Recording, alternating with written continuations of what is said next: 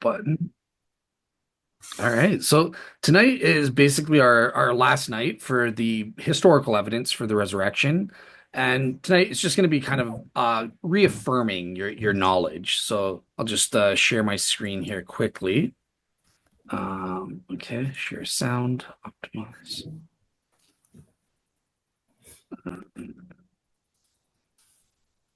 Perfect. So tonight for part 7. So I just want to give you guys a quick recap. So in week 1, remember we learned what is the resurrection. We learned it is a bodily resurrection. It's not a spiritual or ghost like type resurrection or anything like that. In week 2, we evaluated the various historical sources. Week 3, we looked at the historical facts.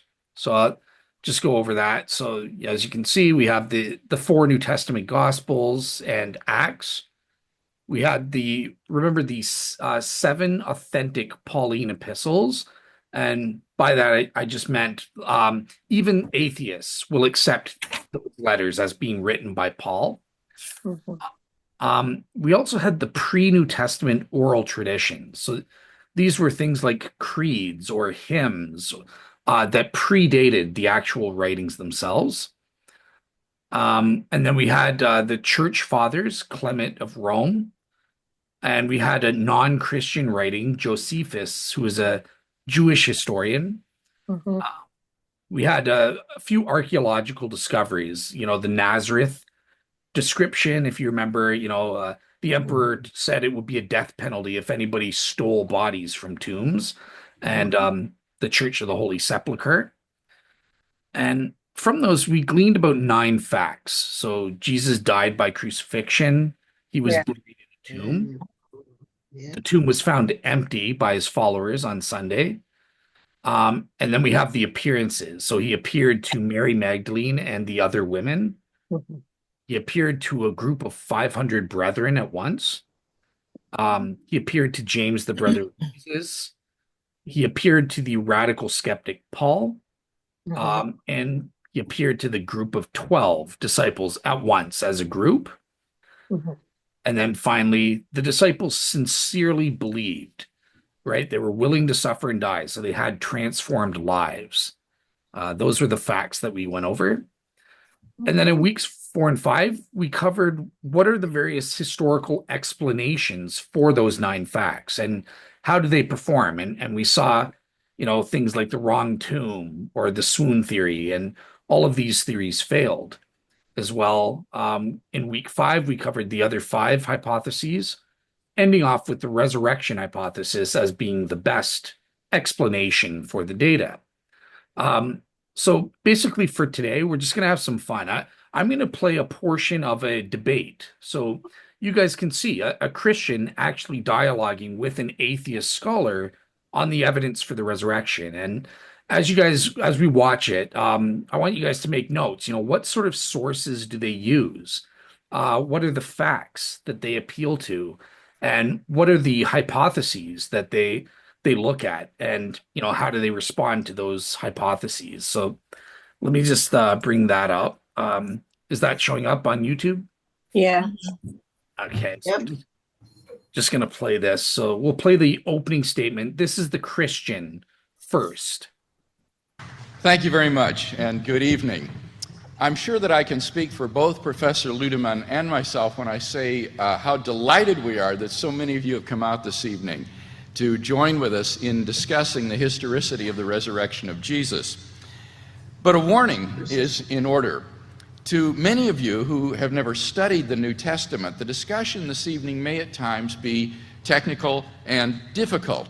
For Professor Ludemann and I are going to be approaching the New Testament not as an inspired holy book, but rather as what it originally was, namely a collection of ancient documents. What you're going to hear tonight is a debate between 2 historians concerning the reliability of a collection of ancient texts concerning one particular event, the resurrection of Jesus. If the discussion threatens to get too technical, then I may simply refer you to the further discussion in our book. But we'll also be talking about philosophy of history, because Professor Ludemann and I differ profoundly on what kinds of historical hypotheses are permissible as live options. And this is critical for a discussion of Jesus' resurrection. Now, in order to focus our discussion this evening, I propose to defend two basic contentions in tonight's debate. Number one, that any adequate historical hypothesis concerning Jesus' fate must explain four facts accepted by the majority of New Testament scholars, namely Jesus' burial, the discovery of his empty tomb, his post-mortem appearances, and the origin of his disciples' belief in his resurrection. And number two, the best explanation of these facts is the hypothesis that God raised Jesus from the dead. So let's look at that first contention together. I want to share with you four facts which are widely accepted by New Testament scholars today. Fact number one, after his crucifixion, Jesus was buried by Joseph of Arimathea in a tomb. This fact is highly significant because it means that the location of Jesus' tomb was known in Jerusalem. In that case, the disciples could never have proclaimed his resurrection in the face of an occupied tomb. New Testament historians have established this first fact on the basis of the following evidence. Number one, Jesus' burial is attested in the very old information handed on by Paul in his first letter to the Corinthians. Number two, the burial is part of very old source material used by Mark in writing his gospel. Three, as a member of the Jewish court, the Sanhedrin, that condemned Jesus, Joseph of Arimathea is unlikely to be a Christian invention. Four, Mark's burial account is simple and lacks traces of legendary development. And five, no other competing burial story exists. For these and other reasons, the majority of New Testament critics concur that Jesus was buried by Joseph of Arimathea in a tomb. And in our last debate, Dr. Ludemann stated that he and I are largely in agreement about this first fact. Now, this isn't surprising since, in the words of the late John A.T. Robinson of Cambridge University, the burial of Jesus in the tomb is, quote, one of the earliest and best attested facts about Jesus, end quote. Fact number two, on the Sunday following the crucifixion, Jesus' tomb was found empty by a group of his women followers. Among the reasons which have led most scholars to this conclusion are the following. Number one, the empty tomb story is also part of that very old source material used by Mark. Two, the old information transmitted by Paul in 1 Corinthians implies the fact of the empty tomb. Three, Mark's account of the discovery of the empty tomb is simple and lacks signs of legendary embellishment. Four, the fact that women's testimony was worthless in first century Palestine counts in favor of the women's role in discovering the empty tomb. For any later legendary account would almost certainly have made male disciples to have discovered the empty tomb. And number five, the earliest Jewish allegation that the disciples had stolen Jesus' body itself shows that the body was in fact missing from the tomb. Now, I could go on, but I think that probably enough has been said to indicate why, in the words of Jakob Kramer, an Austrian specialist on the resurrection, by far most exegetes hold firmly to the reliability of the biblical statements concerning the empty tomb. Dr. Ludemann, however, denies the fact of the empty tomb. Why? Well, his skepticism on this account is based upon three assumptions, which strike me at least as very dubious. First, he assumes that the only primary source we have for the empty tomb is Mark's gospel. But this is almost certainly mistaken. Matthew and John have independent sources for the empty tomb account. It's also mentioned in the sermons in the Acts of the Apostles, and it's implied by Paul. To quote the biblical critic Klaus Berger, the reports about the empty tomb are related by all four Gospels and other writings of early Christianity in a form independent of one another. We have a great abundance of reports which have been separately handed down. Thus, we have multiple independent attestation to the fact of the empty tomb. Secondly, Dr. Ludemann assumes that when Jesus was arrested, the disciples fled back to Galilee, and so could not have visited the tomb. But this is a hypothesis which the historian Hans von Kampenhausen rightly dismisses as a scholarly fiction. Not only is there absolutely no evidence for this assumption, but it's inherently implausible. I mean, can you imagine the disciples fleeing from the Garden of Gethsemane, grabbing their things, and not stopping until they got all the way back to Galilee? It's just inherently implausible. Moreover, Dr. Ludemann's own theory contradicts this assumption, for it's crucial for his theory that at least Peter remained in Jerusalem, where he denied Jesus. So at least Peter could have visited the tomb of Jesus. Finally, third, Dr. Ludemann assumes that the Jewish authorities suffered a sort of collective amnesia about what they did with the body of Jesus. Even if Joseph or the Jews only gave Jesus a dishonorable burial, why didn't they point to his burial place as the quickest and easiest answer to the disciples' proclamation that Jesus was risen from the dead? Dr. Ludemann admits, and I quote, "Jews showed an interest in where Jesus' corpse had been put, and of course a proclamation of Jesus as the risen one provoked questions about his body from opponents or unbelievers," end quote.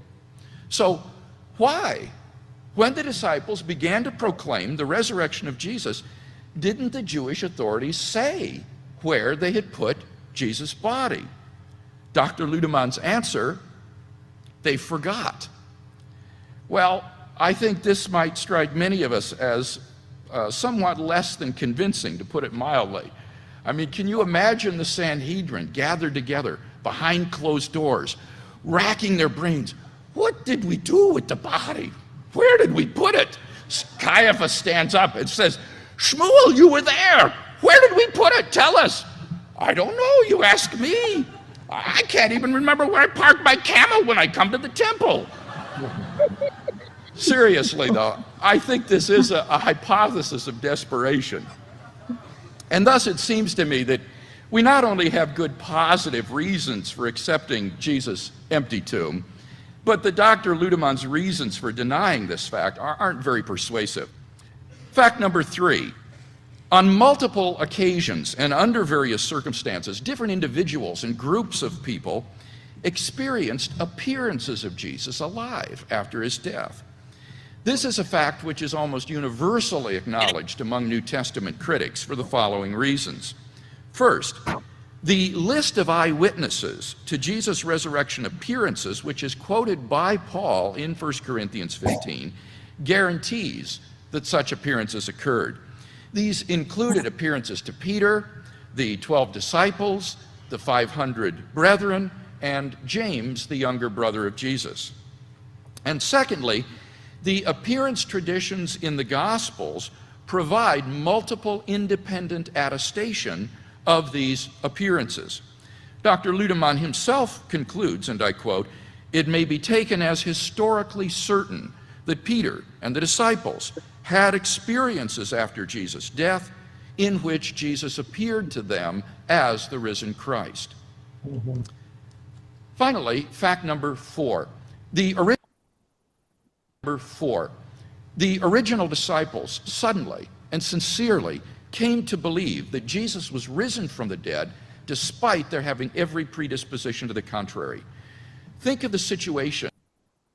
Oh, sorry, I'll maximize it. There you go. That the disciples faced following Jesus' crucifixion. Number one, their leader was dead, and Jews had no belief in a dying, much less rising, Messiah.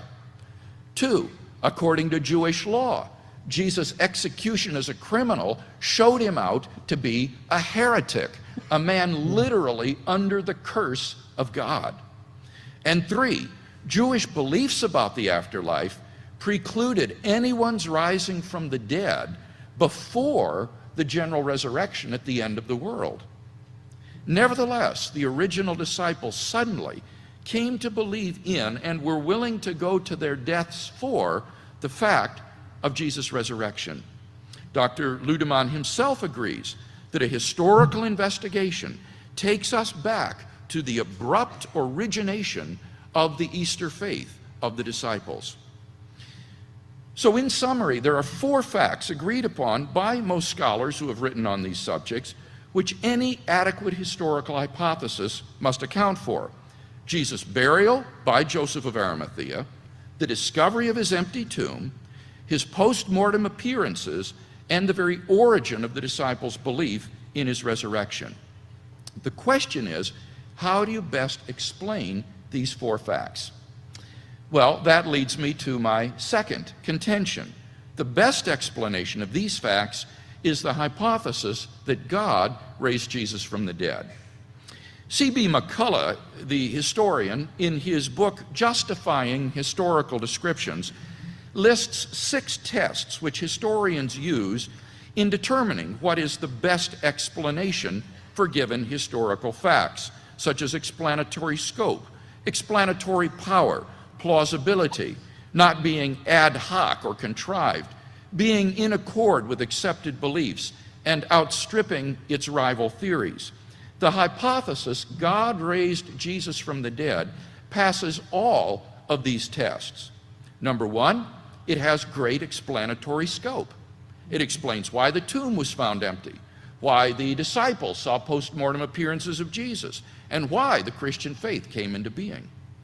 Second, it has great explanatory power. It explains why the body of Jesus was gone, why people repeatedly saw Jesus alive despite his earlier public execution, and so forth. 3, it is plausible. Given the historical context of Jesus' own unparalleled life and claims, the resurrection serves as a divine confirmation of those claims. 4, it is not ad hoc or contrived. It requires only one additional hypothesis, namely that God exists. And even that needn't be an additional hypothesis if you already believe in God's existence. 5, it is in accord with accepted beliefs. The hypothesis, God raised Jesus from the dead, does not in any way conflict with the accepted belief that people don't rise naturally from the dead. The Christian accepts that belief just as wholeheartedly as he accepts the belief that God raised Jesus from the dead. And 6, it far outstrips any of its rival theories in meeting conditions 1 to 5. Down through history, various rival hypotheses of the facts have been offered. For example, the conspiracy theory, the apparent death theory, the hallucination theory, and so forth. Such hypotheses have been almost universally rejected by contemporary scholarship. No naturalistic hypothesis has attracted a great number of scholars. But if that is the case, then why, we may ask, does Dr. Ludemann reject the resurrection hypothesis in favor of his own preferred hallucination hypothesis? Well, I think the answer is very simple. The resurrection is a miracle, and Professor Ludemann denies the possibility of miracles. He states, and I quote, "Historical criticism does not reckon with an intervention of God in history," end quote. And thus you see the resurrection cannot be historical. It goes out the window before you even sit down at the table to look at the evidence. So, what justification does Dr. Ludemann give for this crucial presupposition that miracles do not happen? Well, in his writings, all I could find was a couple of one-sentence allusions to Hume and Kant. He says, Hume demonstrated that a miracle is defined in such a way that no testimony is sufficient to establish it. The miraculous conception of the resurrection, he says, presupposes a philosophical realism that has been untenable since Kant. But Professor Ludemann's procedure here is all too hasty. Thomas Morris, a philosopher, comments in his book, Philosophy and the Christian Faith, what is particularly interesting about the references theologians make to Kant and Hume is that most often we find the philosopher merely mentioned, but we rarely, if ever, see an account of precisely which arguments of his are supposed to have accomplished the alleged demolition. In fact, I must confess to never having seen in the writings of any contemporary theologian the exposition of a single argument from either Hume or Kant or any other historical figure for that matter, which comes anywhere near to demolishing historical Christian doctrine or theological realism. Hume's argument against miracles was already refuted in the 18th century by Paley, Less, and Campbell, and most contemporary philosophers also reject it as fallacious, including such prominent philosophers of science as Richard Swinburne and John Ehrman, and analytic philosophers like George Mavrodes and William Alston. Even the atheist philosopher Antony Flew, himself a Hume scholar, admits that Hume's argument is fallacious as it stands. As for philosophical realism, well, this is the dominant view among philosophers today, at least in the analytic tradition. So if Dr. Ludemann wants to reject the possibility of miracles on the basis of Hume and Kant, then he's got a lot more explaining to do. Otherwise, his rejection of the resurrection hypothesis is based on a groundless presupposition. Reject that presupposition, and I think it's pretty hard to deny that the resurrection of Jesus is the best explanation of the facts. Now, of course, Dr. Ludemann does offer an alternative explanation, the hallucination hypothesis. He develops an elaborate theory based upon the depth psychology of Carl Jung concerning archetypes in the collective unconscious, which he believed Peter and Paul to have projected as external visions or hallucinations. And he thinks that these were brought on by guilt complexes that Peter and Paul suffered under independently. Now, in our book, I try to show that this hypothesis, though ingenious, does not, in fact, pass those 6 tests for being the best explanation. But for now, we can note that if Dr. Ludemann's only reason for preferring it to the resurrection hypothesis is that the resurrection is a miracle, then this amounts to nothing more than a philosophical prejudice against miracles. So, in conclusion then, we've seen first that there are 4 established facts to be explained: Jesus' burial, his empty tomb, his post-mortem appearances, and the origin of the disciples' belief in his resurrection. And second, that the resurrection hypothesis meets the tests for being the best explanation of these facts. The question then which remains is whether Dr. Ludemann can offer us an hypothesis which better meets those same criteria. Okay, so I'm just going to pause it at this point, and so that is the Christian's opening statement, opening 20-minute statement there, laying out the case for the resurrection. So I just want to turn it over to you guys and get some feedback at this point before we go to the atheist.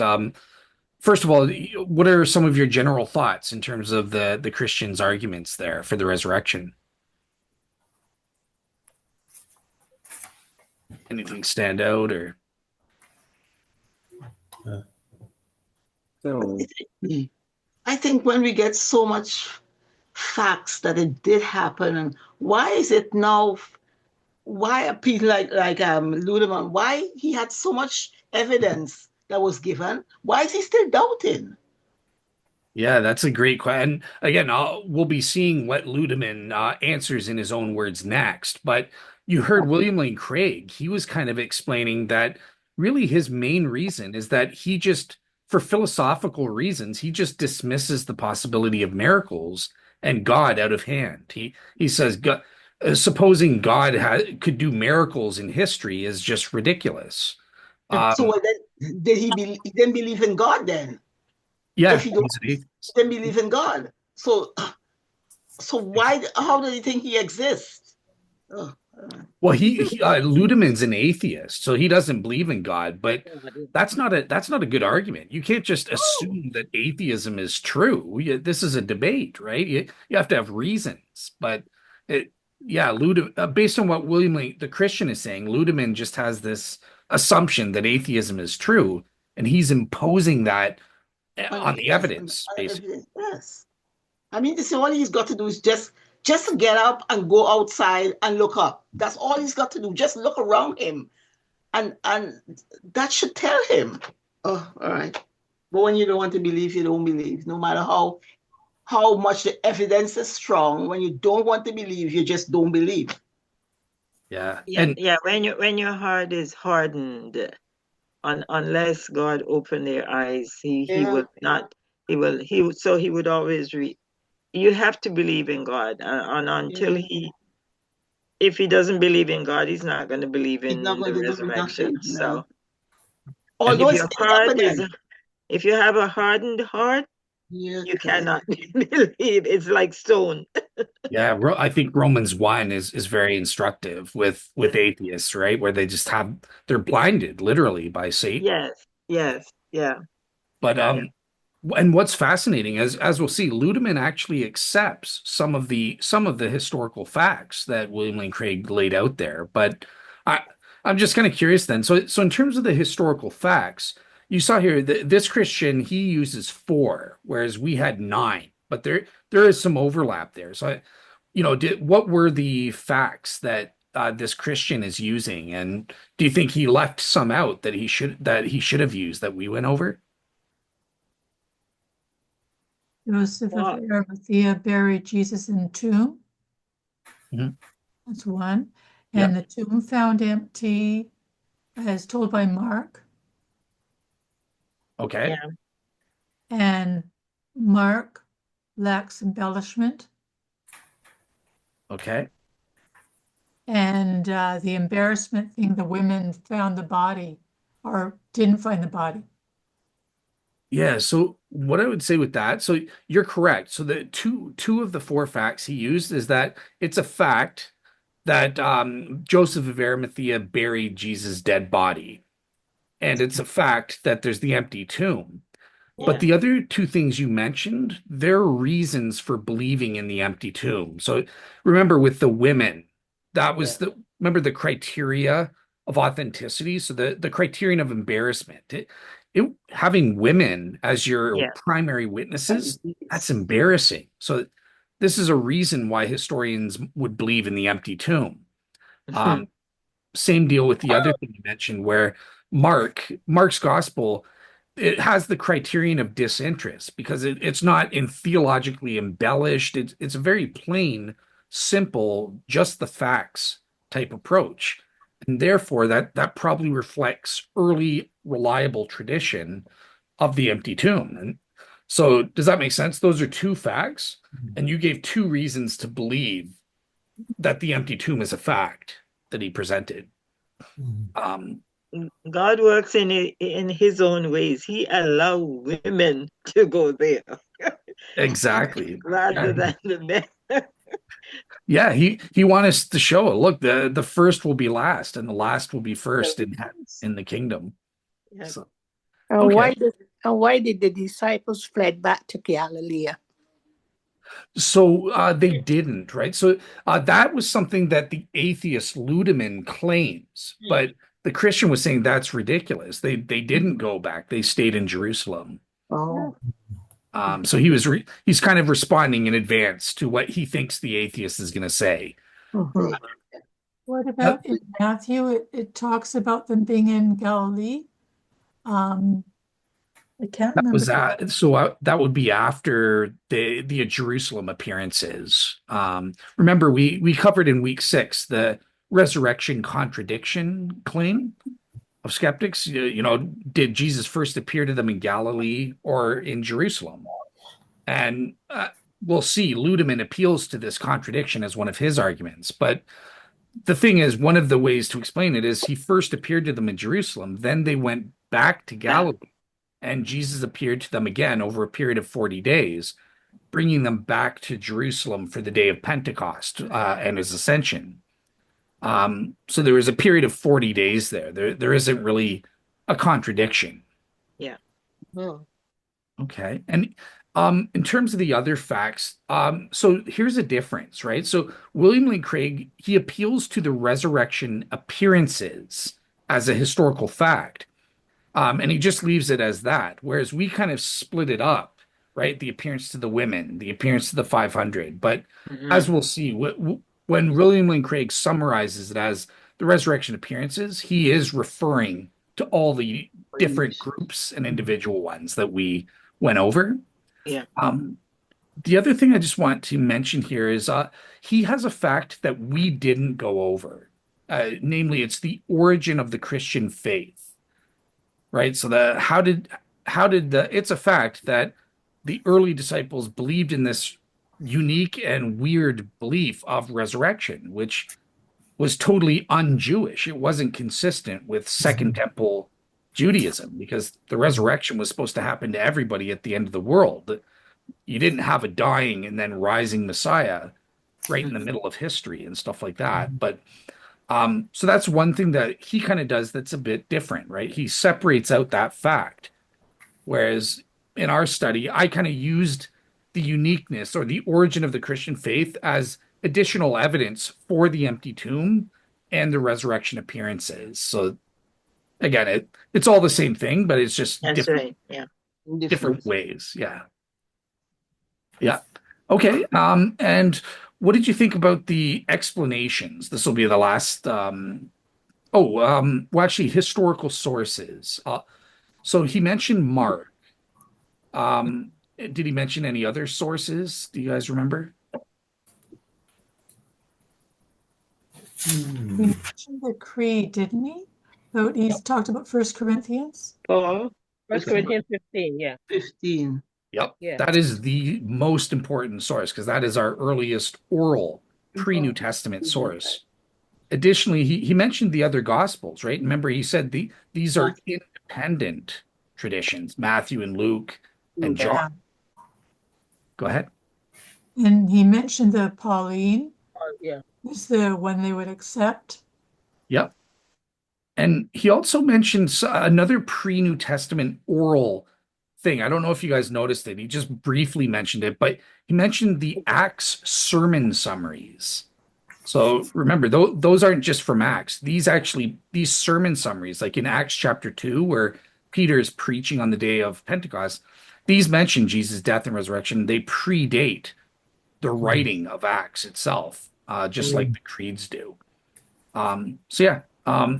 Any questions about the Christian's case before we see what the atheist has to say?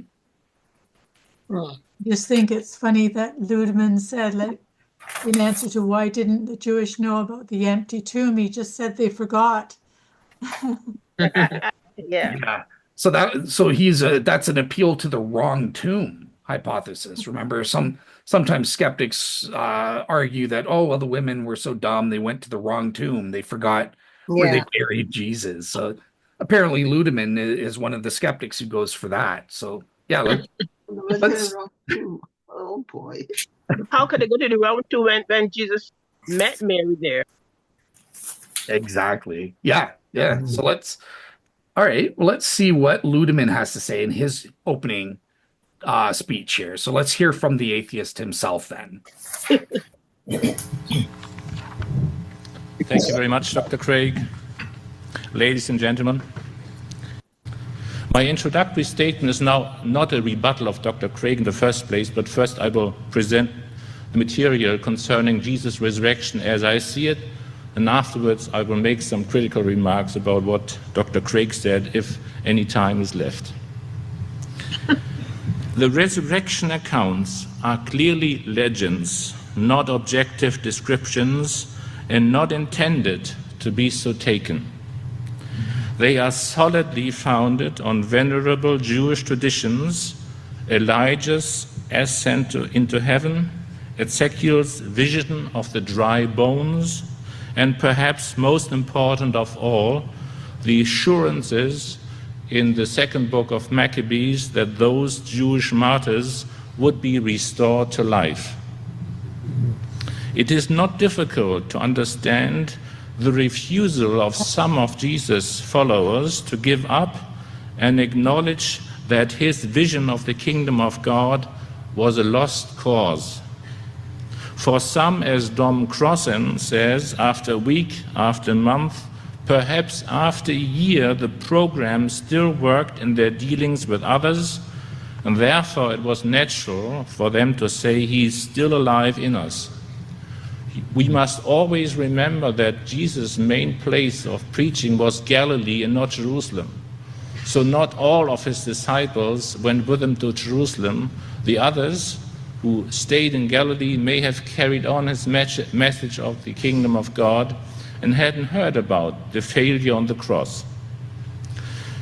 So it was possible and natural for them to go on to say, "He's still alive in us." So our reverence for the accomplishments of Washington and Lincoln still colors our ideas and actions, and so the active faith of Martin Luther King inspires people long after his untimely death. One doubts, therefore, whether the proclamation that he lived on was at first intended as a description or a historical fact. And even after nearly 3 decades, in the 50s of the first century, so emotionally committed and enthusiastic as Paul the Apostle in 1 Corinthians is careful to hedge his bet by insisting that what is resurrected is a spiritual body, an intriguing oxymoron, and not a physical one.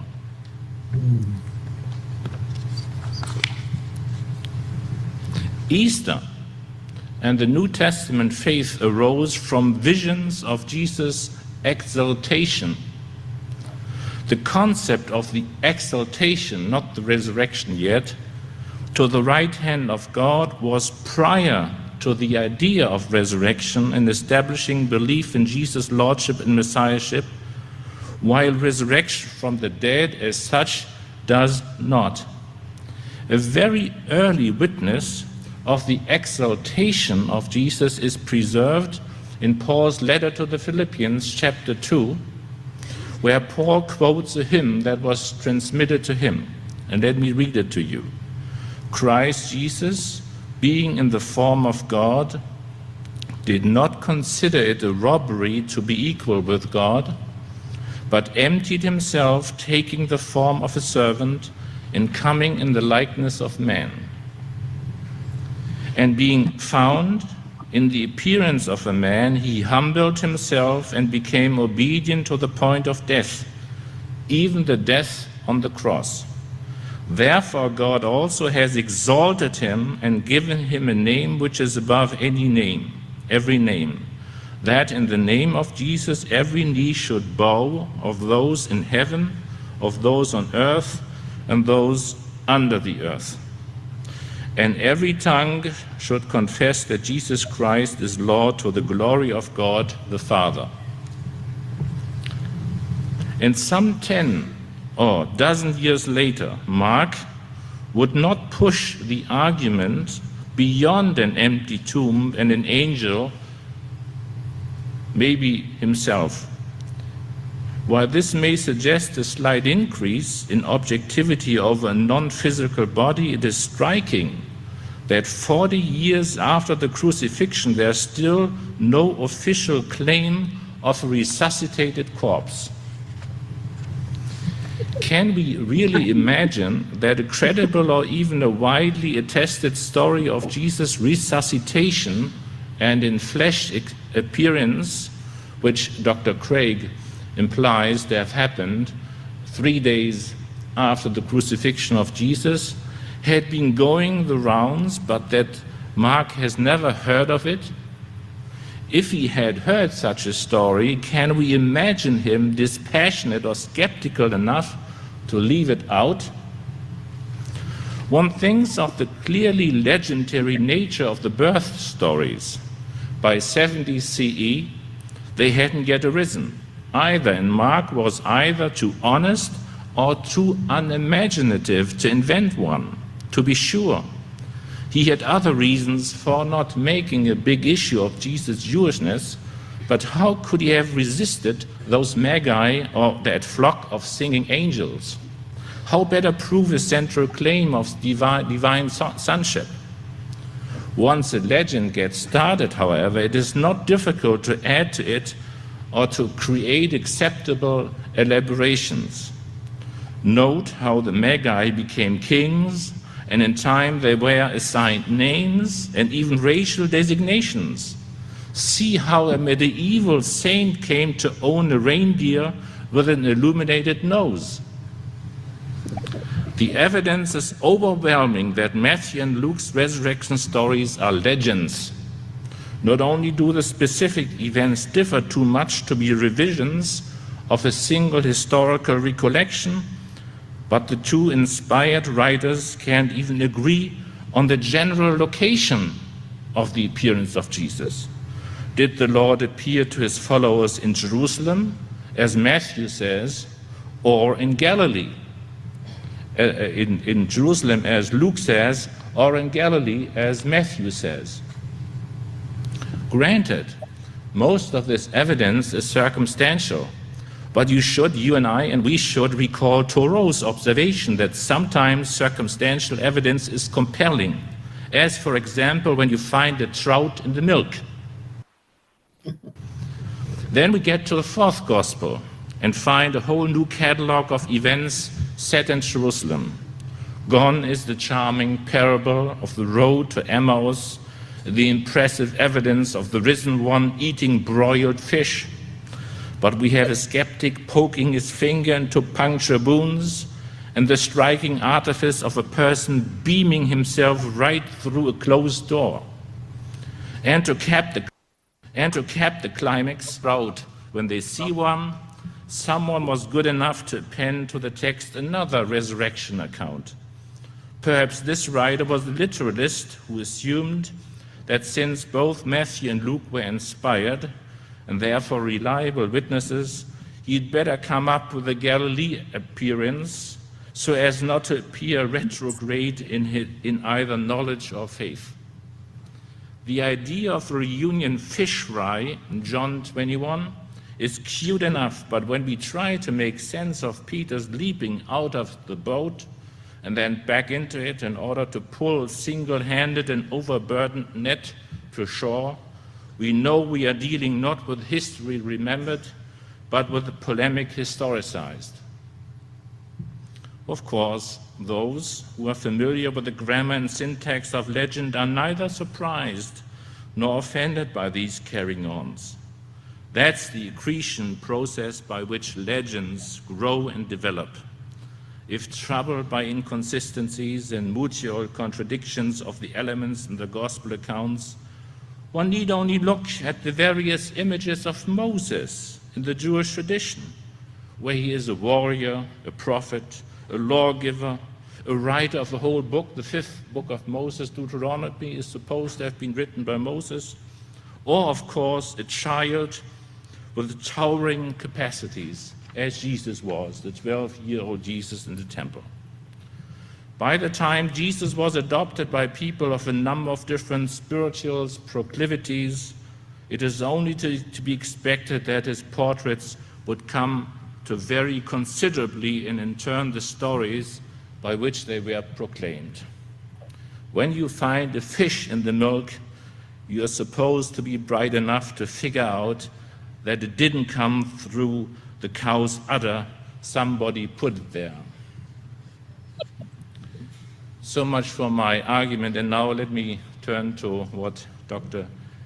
Craig said. I agree with Dr. Craig that it is probable that there was a Jew named Joseph of Arimathea who buried Jesus. People who question that would say Christians have invented it, but I think invention is not so likely. Let's assume that that's an historical fact.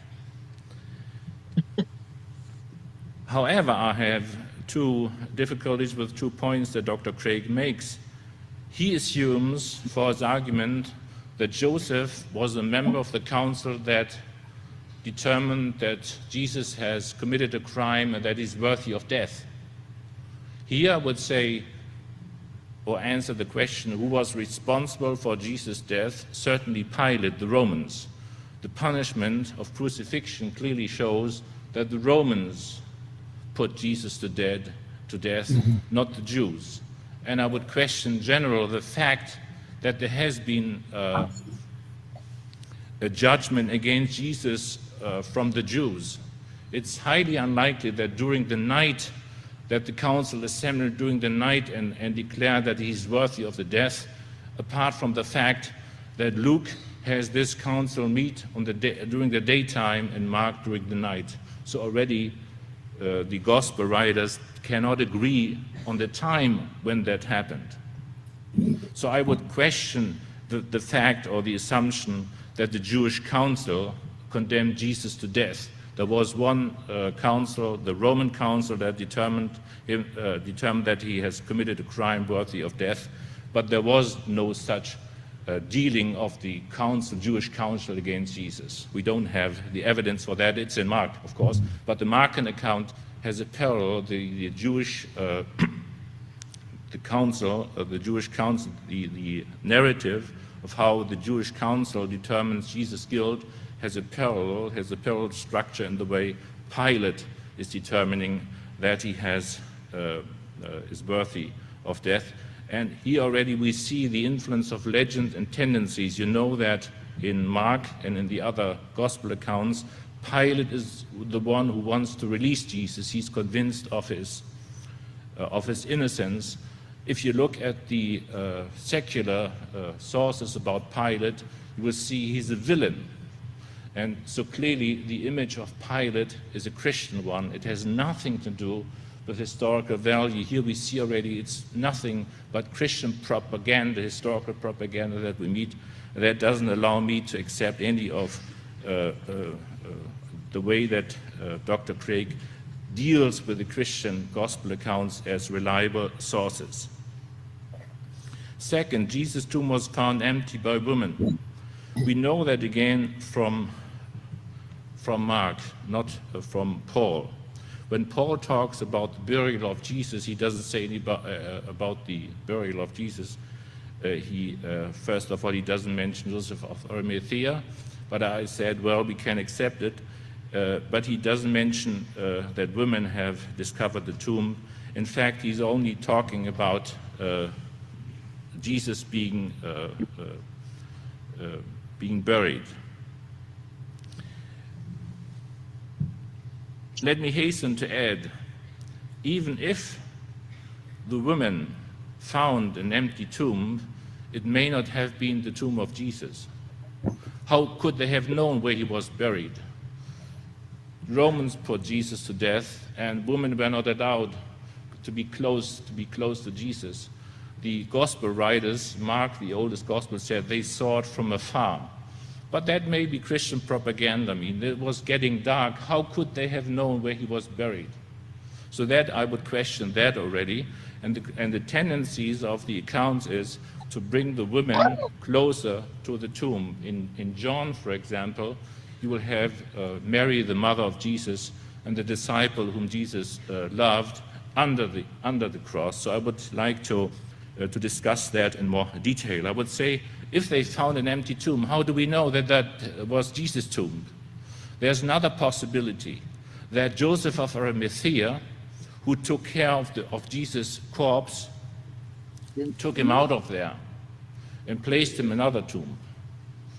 He may have done it because it was the law to bury somebody before the Sabbath.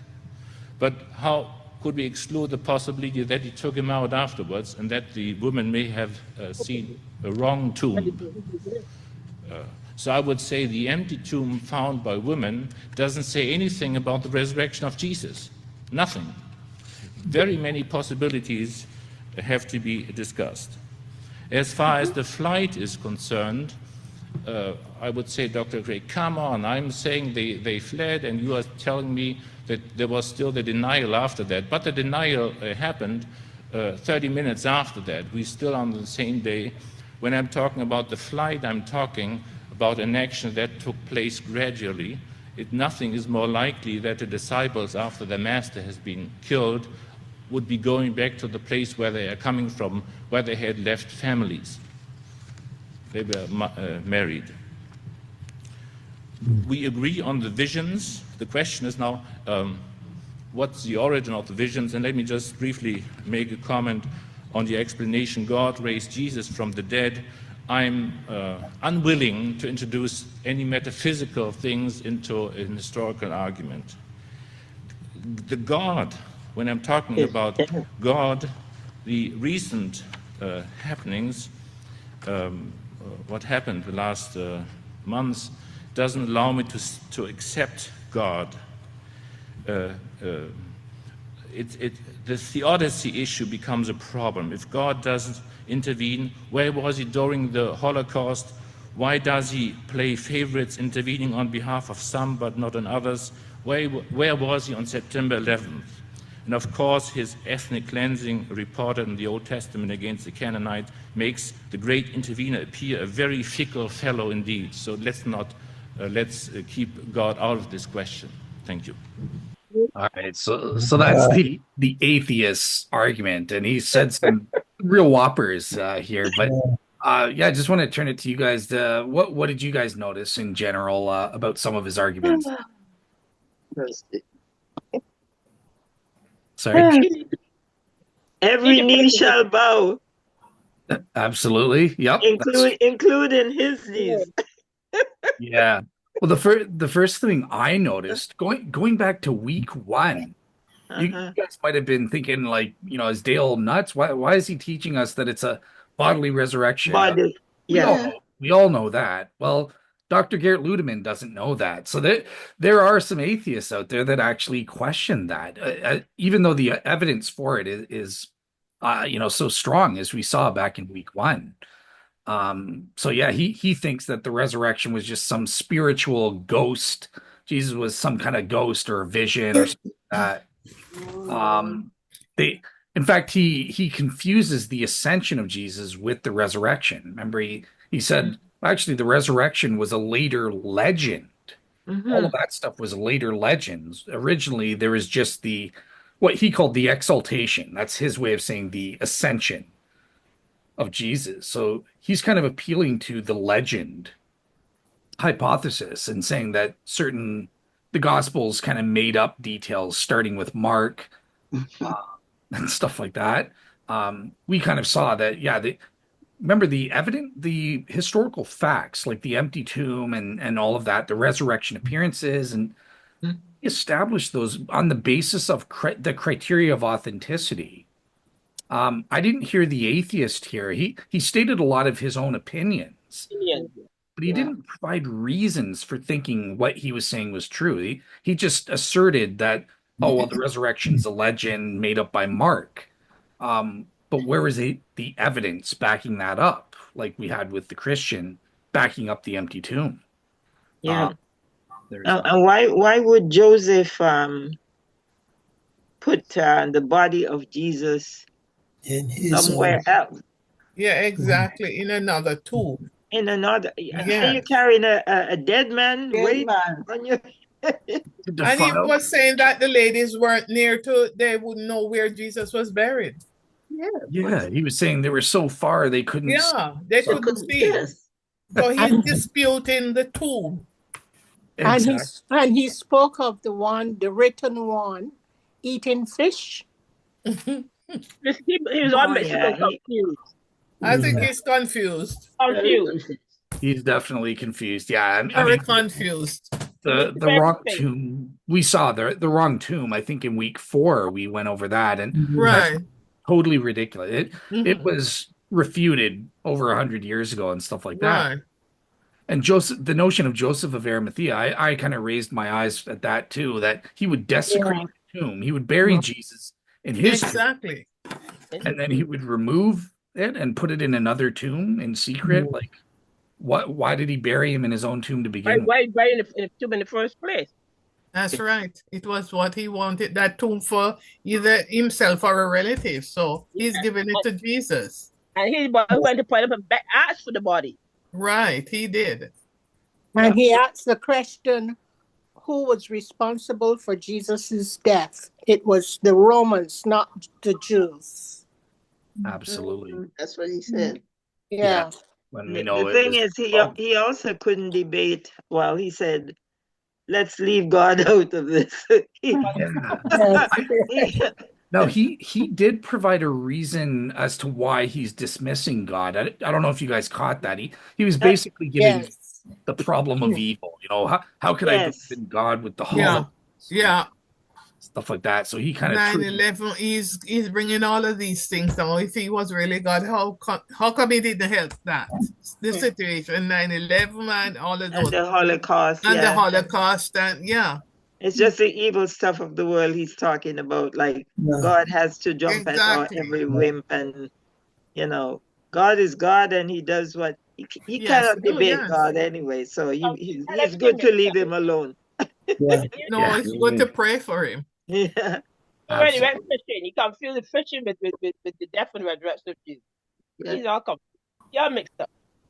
But what can we expect from an atheist anyway? That's right.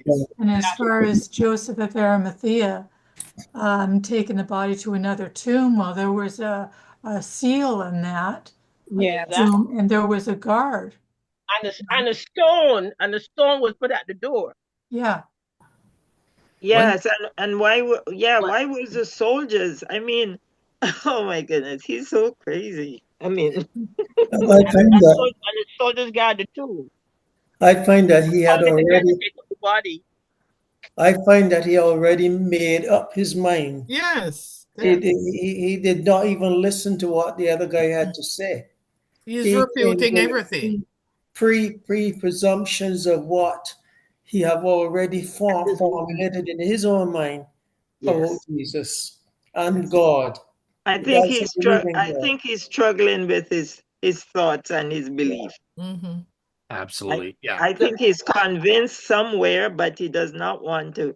Well, until the Holy Spirit, because there are some atheists, C.S. Lewis. They have come to Christ. They have dished their unbelief and come. So he might come one day. Come to the new Christ. The only thing I do, my desire now is to pray for people, especially early Christians, coming in his or hearing him, but just put them right off and turn them from God. So we got to pray that God will help young people, especially young people just coming to know Christ, that he don't get in their path, because he'll turn some of them right off. Especially those who are in Bible school too. Yes, yes. Because he could turn them off. He could turn them off because they're in Bible school, they're hearing one thing and he's saying something else, and turn them right off and turn them off from God altogether. Exactly.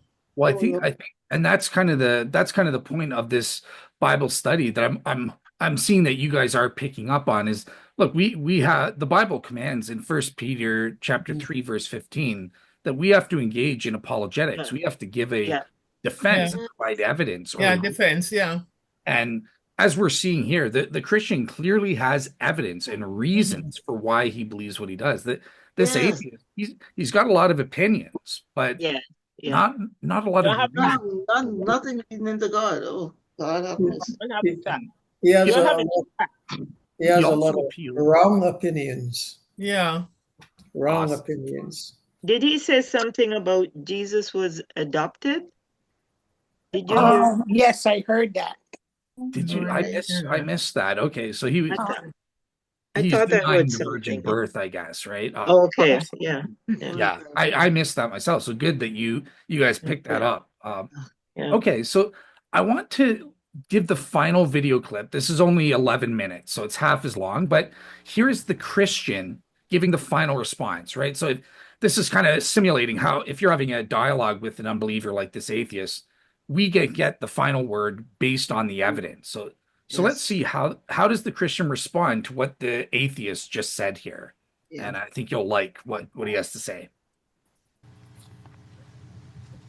You'll remember in my opening speech, I said that there were 4 facts which any adequate historical hypothesis concerning Jesus' fate must account for. First, the burial of Jesus by Joseph of Arimathea. And here Dr. Ludemann and I basically agree on the historicity of the burial account.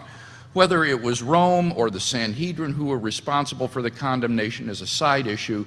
The most important thing is that the burial account is fundamentally accurate. And that means, as I said, that the site of the tomb was known in Jerusalem to Jew and Christian alike.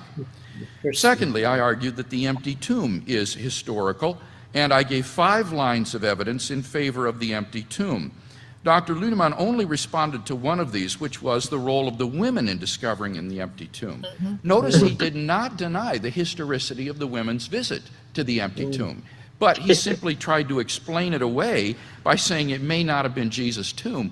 Well, I was surprised to hear this. This is the old wrong tomb theory from Kearsarge Lake, which was discredited 100 years ago. The fundamental weakness in the wrong tomb theory was that even if you say the women made this mistake, the Jewish authorities could not have been guilty of any such oversight when the disciples began to preach the resurrection in Jerusalem. They would have been only too happy to point out where the body of Jesus was in fact interred, thus humiliating not only the women but the Christian disciples who were proclaiming his resurrection. So I find that to be a completely implausible hypothesis, and it's been unanimously rejected by contemporary scholarship. He then raises one objection to the empty tomb that is new. He says, well, Paul omits any mention of the empty tomb in his letters. Well, this is basically an argument from silence, and therefore I think we should always be careful about appealing to arguments from silence. It doesn't prove that Paul didn't know the fact of the empty tomb.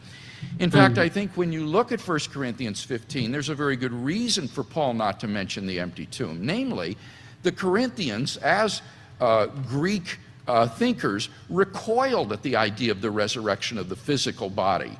And therefore, what Paul wants to do is to convince them that the resurrection body is in some sense spiritual. It's a spiritual, supernatural body. So he doesn't want to argue for its physicality in 1 Corinthians 15, but for its spirituality.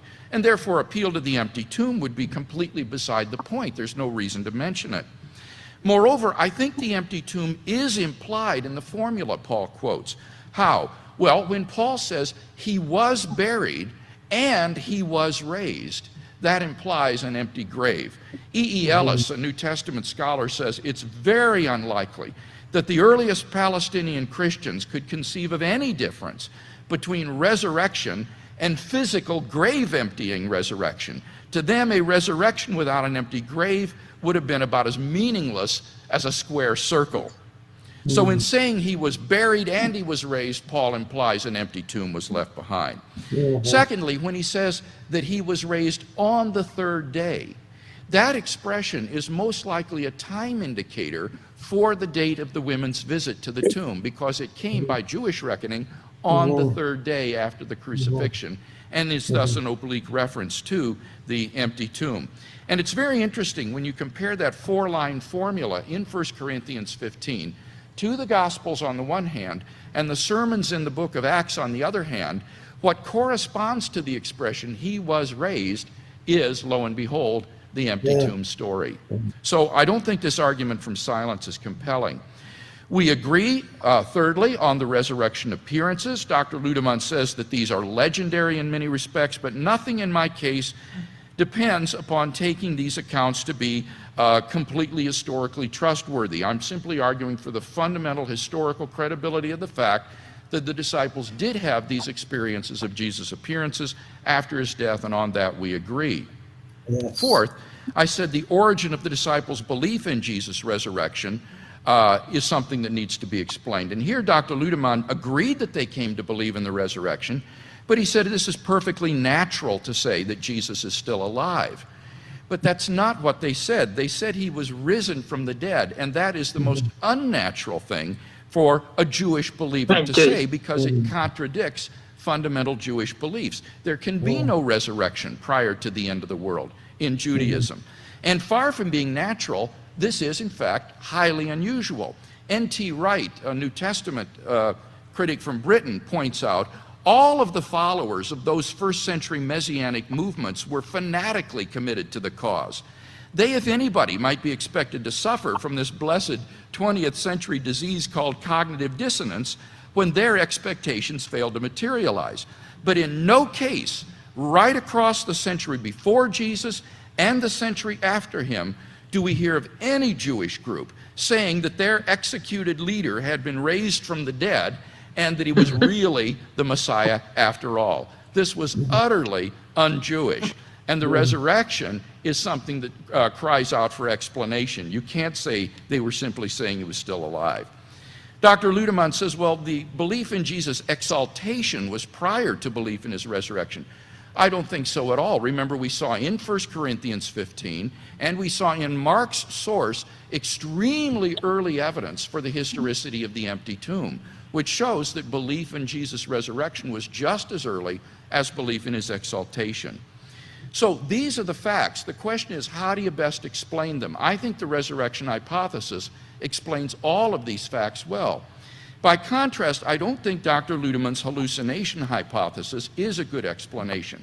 And I'd like to now briefly look at that account by using those same 6 criteria suggested by C.B. McCullough. First, explanatory scope. I think this is the real Achilles heel of the hallucination hypothesis. It tries to explain the appearances, but it says absolutely nothing about the empty tomb.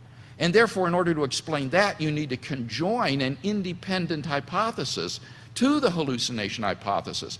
It thus has an explanatory scope which is too narrow to be the best explanation. Second, what about explanatory power? Does it even explain the appearances well? Let's imagine that Peter did have a guilt complex, and he was one of those rare persons who see a vision of a deceased loved one. Does that hypothesis explain the resurrection appearances and the origin of the disciples' belief in the resurrection? Well, I don't think so for 2 reasons. First of all, the diversity of the appearances can't be explained in this way. Jesus didn't appear just one time to Peter, but to many different individuals and persons, not just on one occasion, but on different occasions. Not just to individuals, but to groups of people, not just at one locale and circumstance, but at various locales and circumstances. Not just to believers, but even to unbelievers and enemies, like James, for example. How do you account for James' vision of Jesus when he wasn't even a believer in Jesus? Or the 500 brethren? Or the women who saw Jesus prior to his appearance to Peter, and therefore cannot be explained away as a result of contagion based on Peter's experience. So the diversity of the appearances can't be plausibly explained by hallucinations. Secondly, hallucinations fail to explain why the disciples came to believe in Jesus' resurrection. You see, as projections of the mind, hallucinations don't contain anything not already in the mind. And given their typical Jewish frame of thought, if the disciples were to hallucinate Jesus, they would project visions of him in Abraham's bosom in glory. And that would at most have led to belief in the glorification or assumption of Jesus into heaven, not his literal resurrection from the dead, which is, as I explained, a belief that goes right back to the earliest times of the Jesus movement. So in terms of both its inability to explain the diversity of the appearances and the origin of the disciples' faith, I think that the hallucination hypothesis has weak explanatory power. What about plausibility? Let me mention 2 reasons why I think the theory has little plausibility. First, its psychoanalysis of Peter and Paul, I think, has little plausibility. Dr. Ludemann's use of depth psychology depends upon certain theories of Carl Jung, and these are highly disputed. So his theory cannot have any more plausibility than these theories themselves, which are already very implausible and controverted. But secondly, there's just insufficient data to do a psychoanalysis of Peter and Paul. Psychoanalysis is difficult to do with somebody seated in front of you on the couch, much less historical figures. And that's why psychobiometry is rejected by historians. Martin Hengel, a great German New Testament scholar, says Ludemann does not recognize these limits on the historian. He gets into the realm of psychological explanations for which no verification is really possible. The sources are far too limited for such psychologizing analyses. So there's just not enough data to do what he wants to do. But secondly, the data that we do have indicate that Paul did not struggle with a guilt complex. This was pointed out nearly 40 years ago by Christer Stendahl, the Swedish New Testament scholar.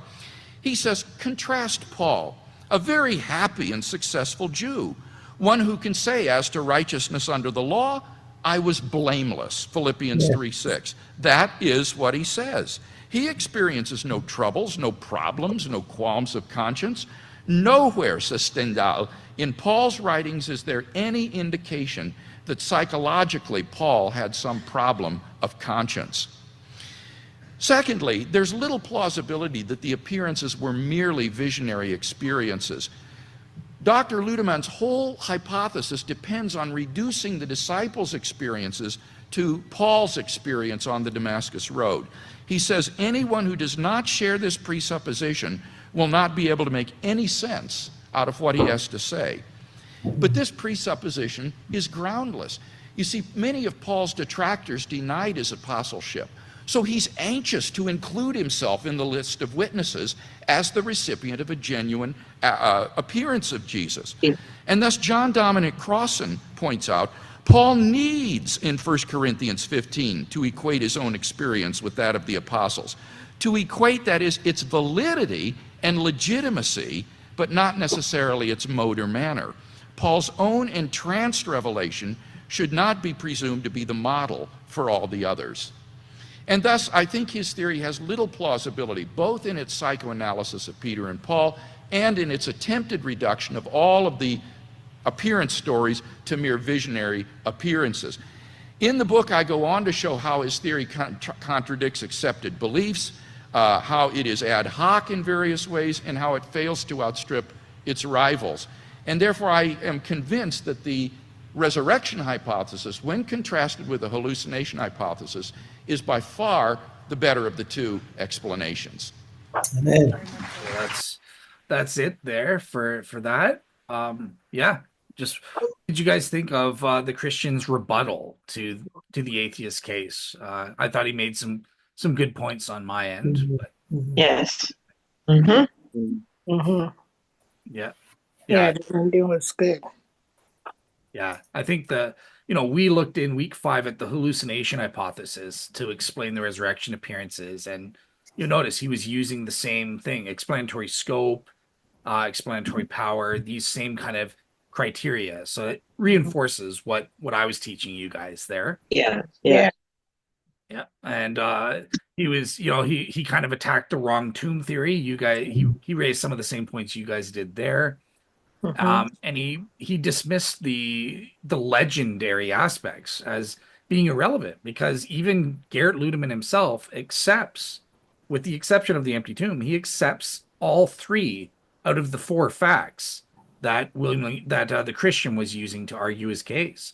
And in terms of the empty tomb, as the Christian said, we have good evidence for believing in the empty tomb.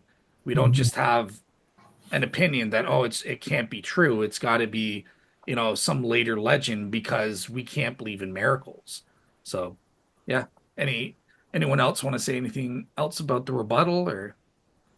I think he put him in his place. Fair enough. Yeah, that's right. Awesome. That's what debaters do. They, trash each other. Exactly. Yeah. But yeah, I was hoping, the reason I wanted to do this with the extra week, just again to reaffirm a lot of what we did in the course over the past 6 weeks, and just kind of show you how it might work in dialogue with someone, like point, counterpoint, how you respond and stuff like that. So I hope it was helpful, and I hope you guys enjoyed the course. Yes. Thank you. Thank you. Very, very good. Yeah, you did an awesome job of explaining, even though a lot of it went over my head, Yes. But it's good to know that people don't think the way that we are thinking. I mean, the majority of us here on the screen, I believe, do believe in the resurrection of Jesus Christ. Yeah, we do. Accept what the Bible say, but Yeah. there are skeptics out there. So we have no ammunition if we ever come across anybody. Correct. You know. Correct. You know. Exactly. And Yeah, you exactly. did an awesome job in explaining it to us, Dale. Yes. Very, very well. It's a lot of studies you did, and we do appreciate Awesome. your teaching on it. You're very welcome. Yeah, I appreciate you guys giving me the opportunity. So yeah, thank you. And yeah, hopefully I sent Suli was saying he would like me to come back in May to teach. I don't know what the topic will be though. I gave him a list of various topics and stuff, but I don't know. Do you guys have a preference that I can give you? So there's biblical prophecies, the existence of God. I talked about last week, like the case from miracle healings and stuff like that. Again, I would need to do research into that for you guys. Suli asked about the Shroud Part 2, so like more info on the Shroud of Turin. And then I have other topics on like theology and stuff. So, the Trinity and incarnation. What does that mean? Or atonement theories. But I'm just kind of curious, like what sort of topics would you guys be interested in that I could suggest to Suli? I think you can send us the list and let us go through it. Sounds good. Okay, I'll send that to Suli and he can forward it to you guys. So. Yeah, and we can go through that. Awesome. All right, cool. Well, that's it for tonight, guys. And yeah, God bless all of you. I appreciate it. Thanks a lot. Thank you very much, Dale. Thank you. Very, very much. Thank you, Dale. It was very encouraging. Thank you. You're very welcome. You are a great inspiration. Yes. I think of myself, you're an inspiration to me. Awesome. Thank you so much.